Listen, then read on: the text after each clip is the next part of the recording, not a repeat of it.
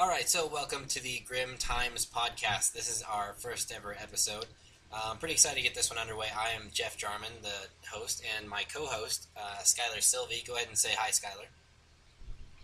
Hello. All right, so here we go. Well, just to get everyone up to speed, what we're mainly going to be covering with this podcast is anything from paranormal topics to conspiracies to video games, news Porn. items. What's that? Porn. Not that. But news items and different things that are relevant to the current times. Right now, something that is especially relevant is the Zimmerman case, the Trayvon Martin and Zimmerman case. I don't even remember the first name of Zimmerman. I don't even care. I think the whole thing's completely irrelevant. Yeah, it really was overblown. But yeah, we wanted to cover that. I mean, as most people may know by now, I'm sure they do, Zimmerman got off free pretty much. He walked, and the whole story behind the deal, basically, just to catch everyone up to speed, is this Trayvon Martin kid, young teenage black guy, 17 years old, I think. He was walking through a neighborhood late at night. I think it was 11 p.m., something like that. I don't know. It might be better for you just to look up online what happened if you don't know. But he was in a hoodie. Yeah, he was wearing a hood on his head in Florida, which is kind of weird in itself. That's kind of like trying to hide your face and, suspicious looking. But anyway, he went behind a gated community. I don't know if he was like taking a shortcut home or what he was doing back there. But this is in a neighborhood that had a lot of break-ins in the recent times. And so this neighborhood watch guy who isn't even from the area, Zimmerman, he was out that night. He called 911 or whatever, called the police, and reported this suspicious-looking kid. And the police did tell him not to pursue the kid, but he got out of the car and he went and confronted this kid. And so basically what happened is there was a fight or something. Zimmerman had 2 lacerations on the back side of his head.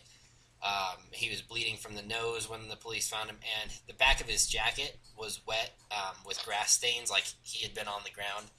And Zimmerman had, Trayvon Martin anyway, he had no injuries whatsoever except for a gunshot wound. And he died of lead poisoning.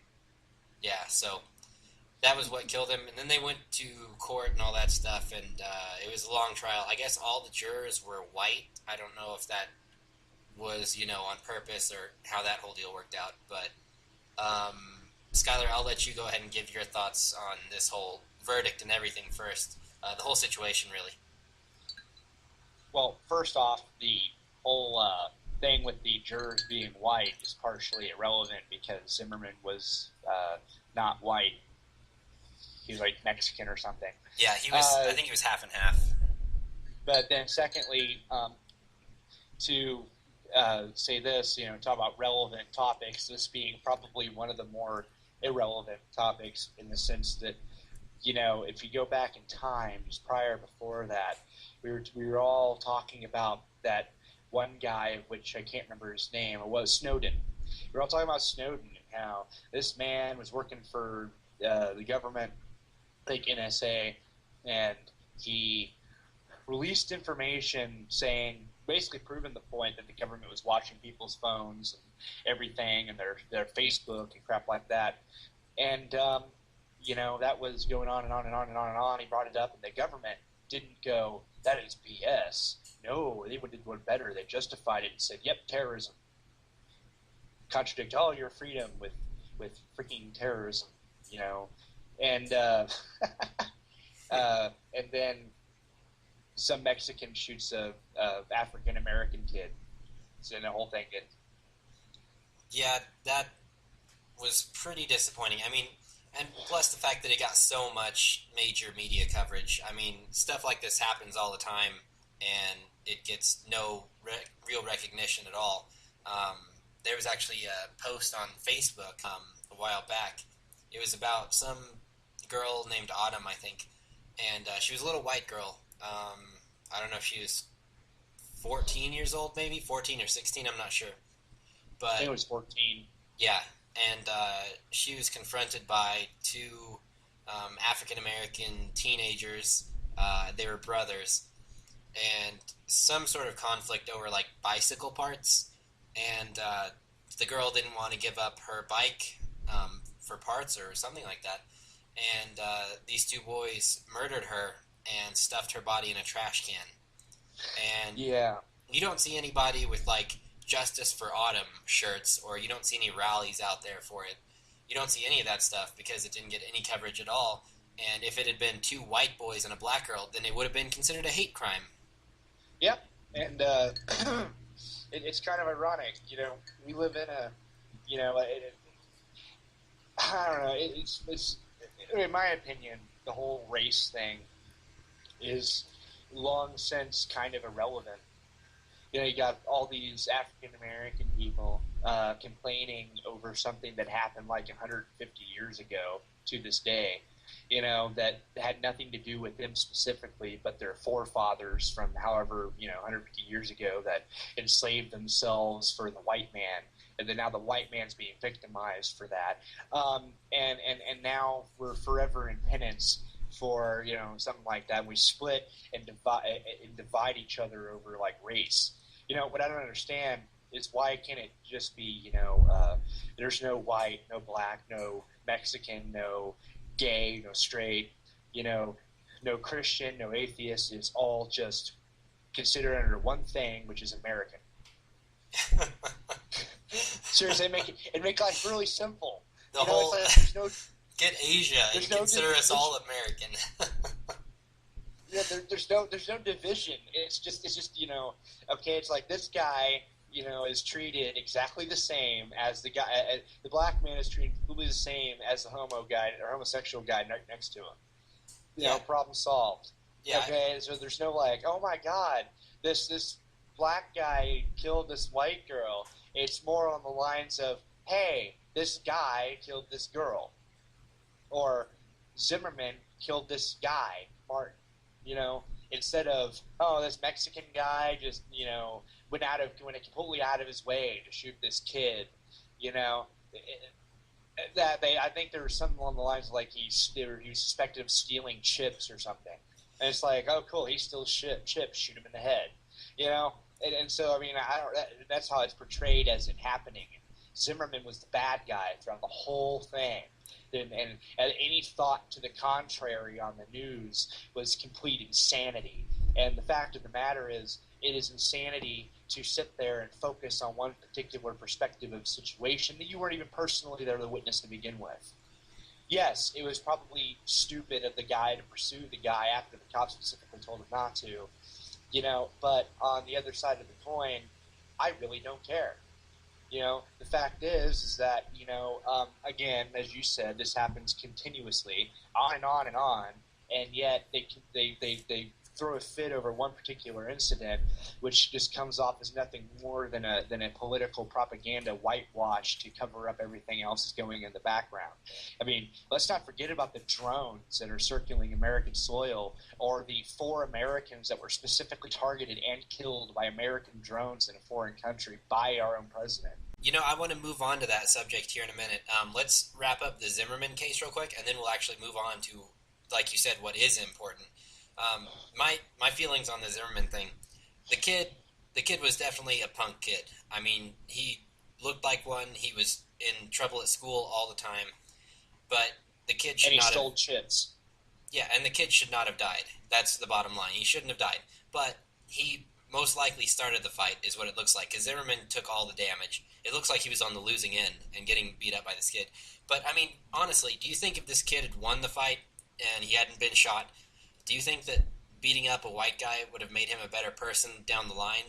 I don't think so. Most likely he would just be like, have this chip on his shoulder and be like, yeah, I beat this guy's butt who tried to mess with me, and I'll do it again to anybody else who messes with me.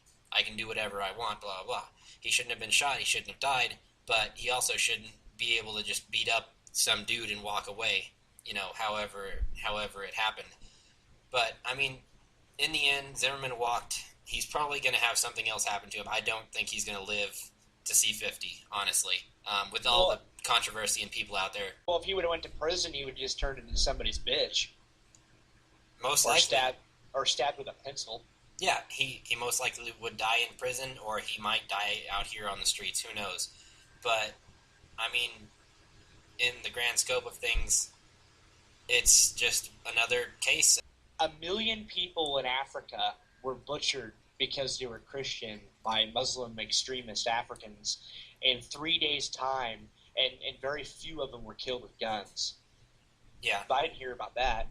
Now, technically, I don't really care because that's Africa, and that has nothing to do with here. Africa is almost a whole separate world, really. Right, I know, but it's just basically the overall point is we go over here and we complain about all this stuff, that has no relevance to anything. I mean, of course they're bad and whatever, and I'm not trying to suggest that because Africa's stuff is worse, this isn't bad at all. Personally, I think this should be freaking Shangri-La if it was made to be, But the problem here is, unlike in Africa, to a degree, is here they're trying to divide everything. It's a natural human instinct to go, okay, this guy's gay, this guy's straight, this guy's Christian, this guy's Muslim, this guy's black, this guy's Chinese. We have this thing with separating and filing and labeling every single solitary thing. I mean, there's like several different versions of bipolar disorder.